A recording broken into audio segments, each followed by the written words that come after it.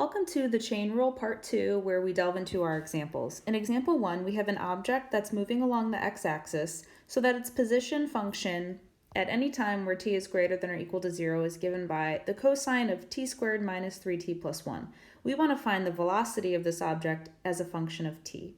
Well, we know that in order to find velocity, we need to take the first derivative of position. So what I'm going to do is just rewrite the position function down here. And then to find the velocity, we will simply have to take the derivative of this position function.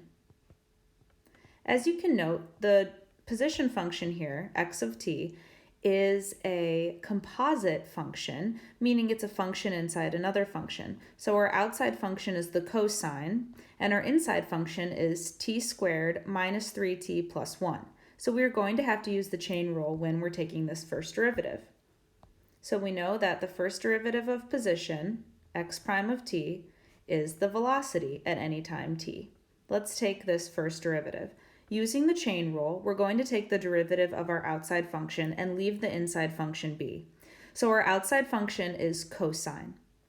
The derivative of cosine is negative sine. So we're going to take negative sine and leave our inside function be, t squared minus 3t plus 1. The second part of the chain rule states that then we need to multiply by the derivative of our inside function. Our inside function is t squared minus 3t plus 1. That derivative is, using the power rule, 2t minus 3. And since it's more than one term and we're being multiplied, I'm going to put it in parentheses. We're not taking the sign of 2t minus 3. Therefore, the negative and the 2t minus 3 are going to stay out front and then be multiplied by the sign of t squared minus 3t plus 1. So our velocity function is a product, and in general in math, when you have a product and one of the two factors involves a trig function, like this second factor does here, you want to write that trig function second.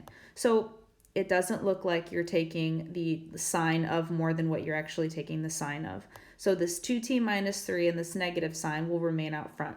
You most definitely could take the extra step and distribute the negative sign through, keeping what you have in parentheses. That's totally fine, but it's unnecessary at this point and just would lead to potential error. So we have found our velocity of the object as a function of t using the chain rule and also understanding that the derivative of cosine is negative sine. These two examples here will be using the chain rule as well. Let's take a look at number 1. We have y equals x plus root x quantity to the negative second. So we have something to the negative second power. This is a chain rule problem because what we're taking to the negative second power is more complicated than just x to the negative second power. So therefore, we're going to use the power rule and the chain rule. Again, the chain rule permeates through all of our other derivative rules. To find dy dx, we are going to use the power rule of this outside function. The outside function I will put like in black here. It's something to the negative second. So to take the derivative of something to the negative second, we use the power rule and bring the negative 2 out front and take that something to 1 less, negative third. That something, that inside function, is not going to change. We leave it be. The second part says multiply by the derivative of that inside thing. So the derivative of our inside function, it's more than one term. We're going to use the sum rule and take the derivative of each term separately. The derivative of 1x is simply 1, and the derivative of x to the 1/2, or the square root of x, is 1/2 x to the negative 1/2, which is 1 over 2 root x. Yes, this could most definitely be simplified, but for the sake of this problem at this point, I'm not going to simplify it. Let's take a look at problem number 2.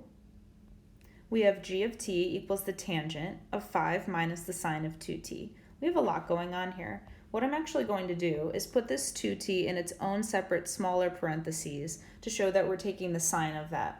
This is actually going to be a chain rule that involves like a 3-link chain, as your book says, because we're going to use the chain rule more than once.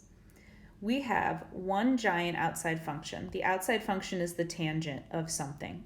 The inside function is 5 minus sine of 2t, but there is an even more inside function, which is the sine of 2t. And anytime we have a function within another function, it always makes me think of those Russian nesting dolls that you can keep stacking and unstacking on top of one another. And the chain rule kind of reminds me of that. So I'll leave that right there for a visual. All right, so let's find g prime of t using the chain rule. I'm first going to take the derivative of the outermost function, the biggest doll, which is tangent. The derivative of tangent is secant squared. We'll do a little bit of color coding here. So it's secant squared of, the inside function does not get messed with at all, we leave it be, 5 minus the sine of 2t. And that actually is a smaller inside function, the sine of 2t. Okay, the next thing we're going to do is multiply by the derivative of the inside. The inside is 5 minus the sine of 2t. So we're going to take the derivative of that, and I'll do that in yellow. So we're going to multiply by the derivative of 5 minus sine of 2t. The derivative of 5 is 0. The derivative of negative sine of 2t. Okay, so the derivative of negative sine is going to be negative cosine. And then this is a chain rule example in and of itself. We're taking the derivative of the negative sine of 2t. This is a chain rule example. We have another small doll on the inside. So we're going to take the cosine, and we leave what's inside b, which is 2t. Then we want to multiply again, because we have even a smaller doll in here, another function that has a derivative that's not 1, and so we want to multiply by the derivative of the inside here. The derivative of 2t is times 2. Now we can stop because we no longer have any more smaller functions. Let's simplify this just a little bit. We have essentially 3 factors here. We have the first, which is the secant squared of this big thing. Then we have the second, which is negative cosine of 2t, and then we have the 2. So let's write the 2 first. We also want to realize that we do have a negative sign here, so it's really a negative 2, which we can simplify and write out front. So g prime of t is equal to negative 2, and then we can write the more simple of the 2 trig factors first, which is the cosine of 2t, and then we can multiply that by the more complicated one, which is secant squared of this larger inside function, 5 minus the sine of 2t. And there we have it. We use the chain rule more than once here. And again, anytime we have functions within functions within functions, it always reminds me of these dolls that you can stack and find a smaller one on the inside, which is essentially the chain rule. We're taking the derivative of every single function that we find as we uncover more. Example number 3 and 4 also are going to be utilizing the chain rule. In number 3, we have f of theta equals 2 sine cubed of theta. And what I'm going to do is actually write this in a separate way, not doing any calculus yet, but showing you how we can rewrite this so it looks very much like the power rule. So we have the 2 out front, and then we have the sine of theta, and the sine of theta is actually being cubed. These are equivalent ways of writing the sine cubed of theta, right here and right here. This is how it would be written like in a textbook and as like a final draft. This is a way to kind of help us visually see that we're just doing the power rule. This 2 out front is just going to stay when we take the derivative. So we have f prime of theta, we're ready to take the derivative. The 2 is going to come out front, it's just going to actually not come out front, stays out front. And then we see that we have something cubed, something to the third. So we're going to use the power rule to take that derivative. So we are going to bring the 3 out front. So the 3 will end up going, I don't want to put the arrow there because we're not taking the derivative yet. Let's just do this. So we have times that 3, and then the sine of theta, using the power rule, gets taken to 1 less. So it's squared now. That was the power rule. Now, since it wasn't just like x to the third, it was sine of theta to the third that we took the derivative of. We do have a function on the inside here that needs to also have its derivative taken. So using the chain rule, we're now going to multiply by the derivative of the inside function, sine of theta. The derivative of sine of theta is cosine of theta. So we'll multiply by cosine of theta. And now we no longer have any functions on the inside that have a derivative other than 1. Our insidemost function is just theta, and its derivative is 1. So we are done with the chain rule. Let's simplify a little bit. So f prime of theta equals 6. And I'm going to rewrite this as sine squared of theta, since it's our final answer, times the cosine of theta. These could be written in either order. Either way is fine. But the cosine is not squared, only the sine is. In problem 4, we can see that we have a product. We have one factor here, it's x cubed. The next factor is 2x minus 5 to the fourth. So we want to use the product rule. And within using that product rule, we will have to use the chain rule, because what's raised to the fourth power is more complex than just x.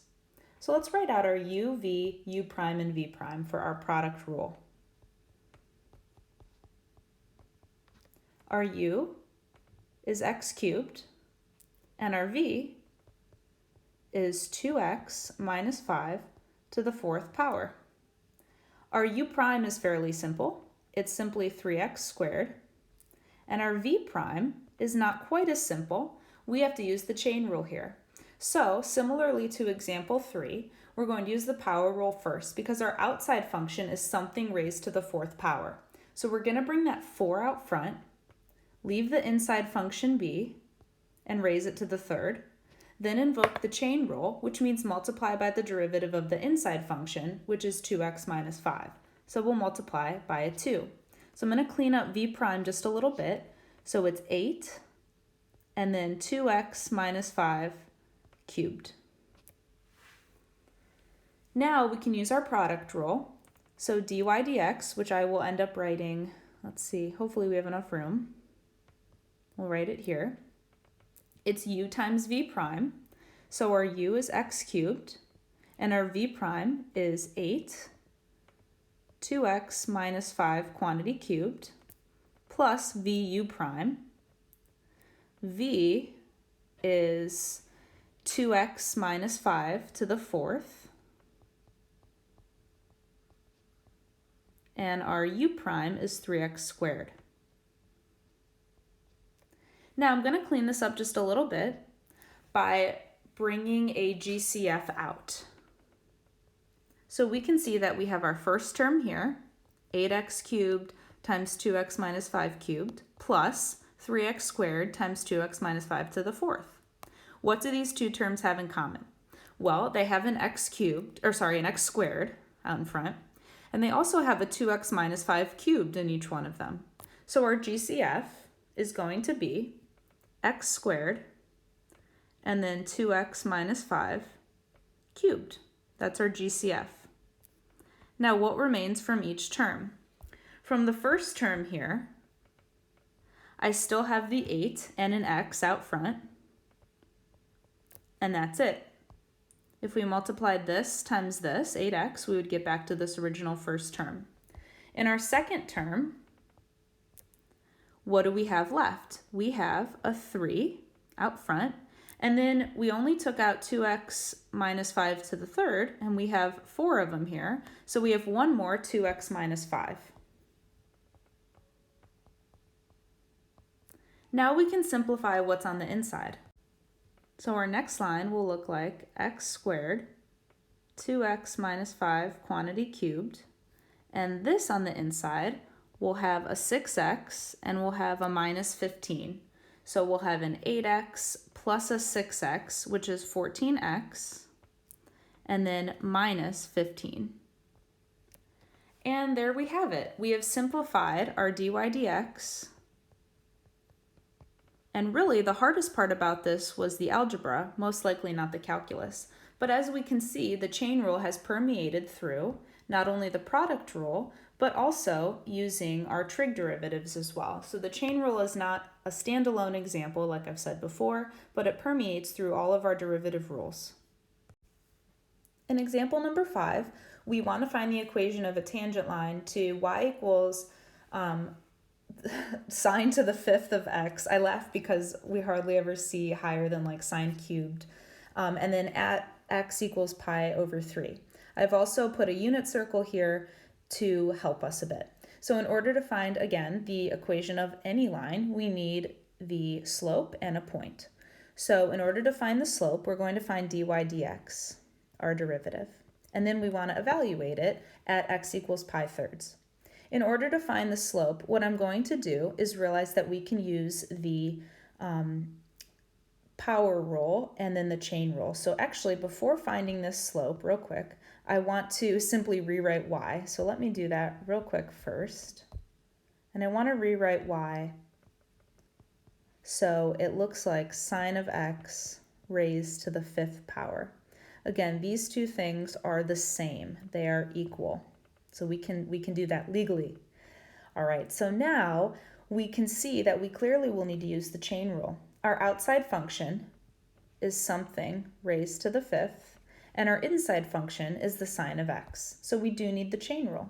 So let's take our derivative, dy dx. The outside function is something to the fifth, so in order to take the derivative of that, we use the power rule. So it's 5 times that something to the fourth. We don't mess with that something on the inside at all in our first step. Then our second step for the chain rule is realizing we need to multiply by the derivative of the inside, which is sine of x. The derivative of sine is cosine. We have no more functions on the inside. Our function on the inside is just x, 1x, and its derivative is 1. So we are done with the chain rule. All done. So that is our first derivative. Now what we want to do is evaluate that first derivative at our x value pi thirds.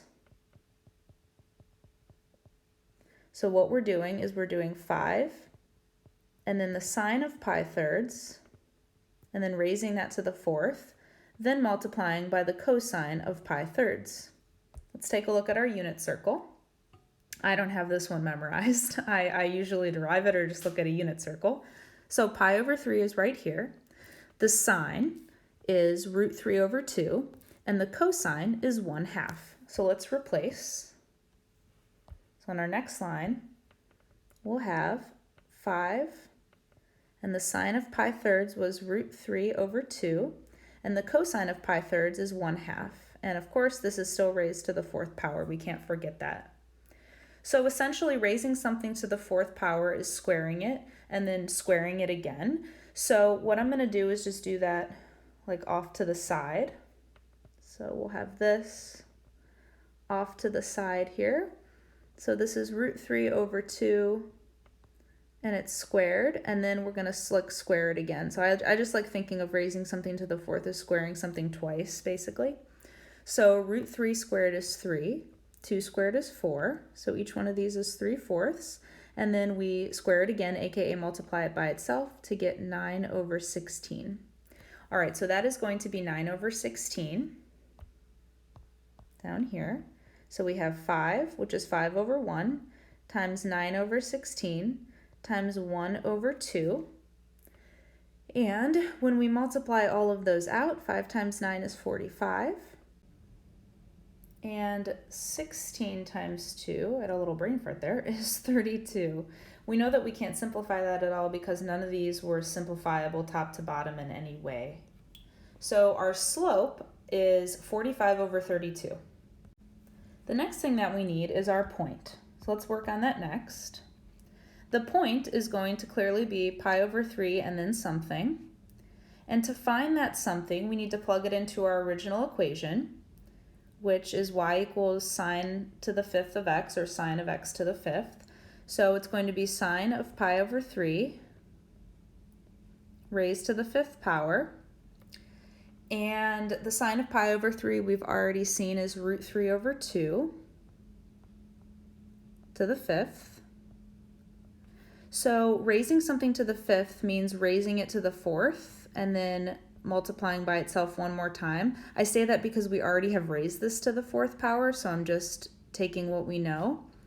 So root 3 over 2 to the fourth power we saw was 9 over 16.